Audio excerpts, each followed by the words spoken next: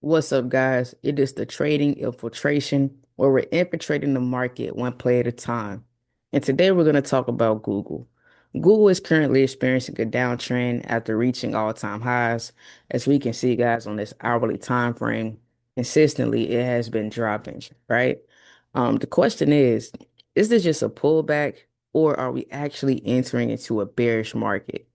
Personally, I do think these companies are just experiencing a pullback and have yet to find support. So let's take a look at Google's financials. So, so we're gonna hop to the 3 month time frame. So currently, Google's financials, they have 60% gross margins, 33% operating margins, 38% net margins, and they have about 64 billion in free cash flow. So what does this mean? This means that their balance sheet is not looking too bad. You know what I mean? They have $64 billion that they can use to reinvest. They can reinvest into their shares. They can invest in AI.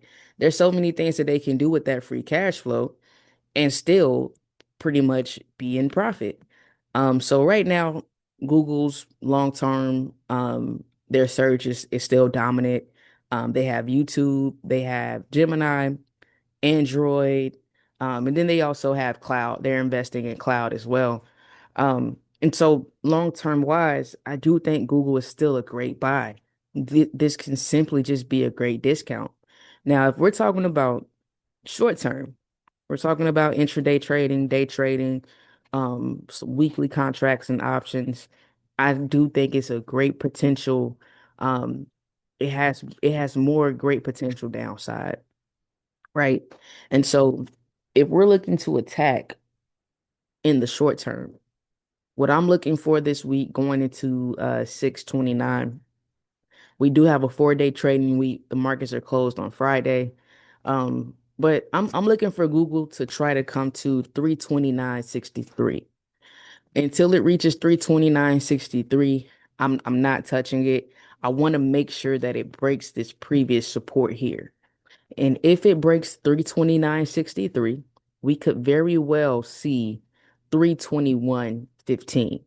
And so, how I would play Google this week, I would wait for it to break 329.63, come back up and retest the zone, and look for bears to reclaim it. So basically means that it will reject this area, and then I will hop in a put and then ride it down to 321.15. And so that's how I would pretty much play Google short term wise. Now, if we go to the 4 hour chart, we can see here that it has been consistently making lower highs and lower lows. It recently, just this week or last week, made a lower low here and a lower high. Now, it could very well come back up and retest this area and then continue to the downside. But like I said, I want to wait until it comes to this support here and breaks through it and then retests and continues down for a bearish continuation. You don't want to catch a falling knife. You don't want to be the person that's in a put and your company finds support and it rebounds. Because why? You're gonna get cooked.